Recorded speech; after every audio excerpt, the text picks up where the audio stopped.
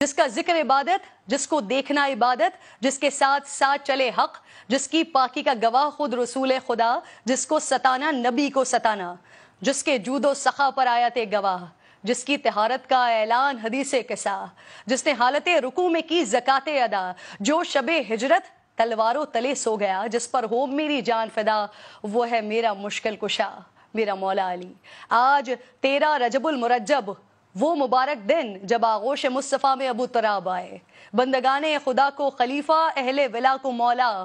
ید اللہ من اللہ، عین اللہ، وجہ اللہ، لسان اللہ، اسد اللہ، فاتح خیبر، حیدر کرار، باطل کے لیے تھا جو شعلہ بار، امیر المومنین، امام المتقین، ریاست مدینہ کے چوتھے خلیفہ۔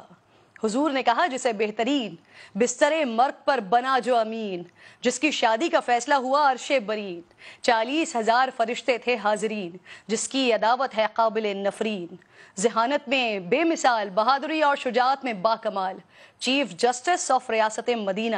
پروردہ آغوش مصطفیٰ، وارث علم الانبیاء، سپہ سالار لشکر مصطفیٰ، روحانیت کا شہنشاہ، عرب و عجم کا بادشاہ، ہر خاص و عام ان کے در کا گدا، جس نے بدر و احد جیسی سخت ترین جنگوں میں پرچم اسلام لہرایا۔ محبت و الفت کے اس سفر کو اما عائشہ رضی اللہ تعالی عنہا نے یہ کہہ کر کوزے میں سمو دیا کہ اللہ کے نبی عورتوں میں سب سے زیادہ حضرت فاطمہ الزہرا اور مردوں میں سب سے زیادہ حضرت علی سے محبت کرتے تھے۔ نبی پاک صلی اللہ علیہ وآلہ وسلم نے ریاست مدینہ کے ذریعے جس حقیقی فلاحی ریاست کی بنیاد رکھی تھی، مولا علی شیر خدا نے اپنے عہد و خلافت میں اسی روش کو بطور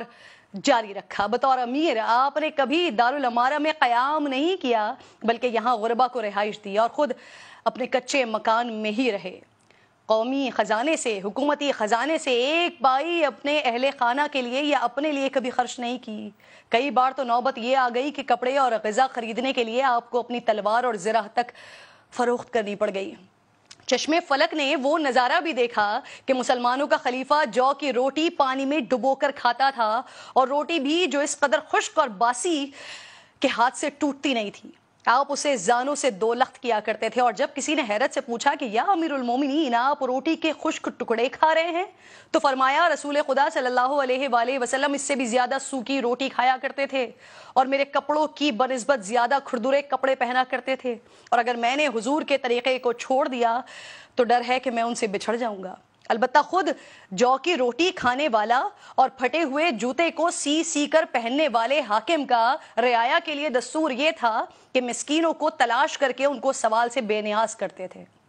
غریبوں کو تلاش کر کے ان کی حاجتیں پوری کرتے تھے، اور پھر جب رات گہری ہو جاتی تو دیگر امور سے الگ ہو کر عبادت میں مشغول ہو جاتے تھے۔ آپ کی شہادت کے بعد فقراء اور مساکین کو علم ہوا کہ تاریکی شب میں ان کی مدد کرنے والا، بوریاں اپنی پشت پر لاد کر اناج بانٹنے والا تھا کون۔ حکومتی مجبوریوں یا سیاسی مصلحتوں کی آڑ لے کر نہ ہی بیت المال سے غیر مستحق افراد میں وظیفے بانٹے، نہ ہی اپنے لیے تحائف سمیٹے۔ بیت المال سے خاندان نوازی کی روایت بھی قائم نہیں ہونے دی، حتیٰ کہ اپنے ہی بھائی کے سوال کرنے پر گرم سلاخ آگے کر دی کہ اگر تم یہ نہیں پکڑ سکتے تو میں تم کو نواز کر خود کو مشکل میں کیوں ڈالوں۔ فتنوں اور پرآشوب حالات کے باوجود مخالفین کو زیر کرنے کے لیے کبھی ہیلا و فریب سے کام نہیں لیا،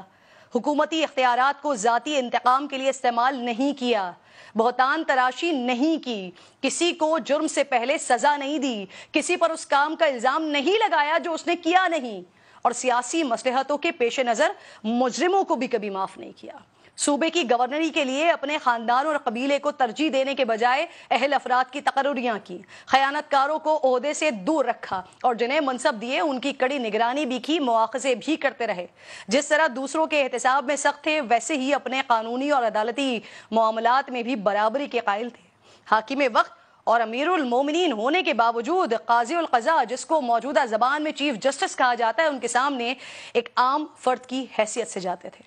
بار بار طلبی پر حاضر ہوتے۔ قاضی امیر کے عہدے سے مروب نہیں ہوتا، اور امیر بھی فیصلہ اپنے خلاف آنے پر اسے خوش دلی سے قبول کرتے۔ اے مملکت خداداد پاکستان کے حکمرانوں، کیا علی المرتضیٰ کی پیروی کرو گے؟ ان کے طرز حکمرانی کو اپناؤ گے؟ ورنہ جن حالات میں 70 سالوں سے ہیں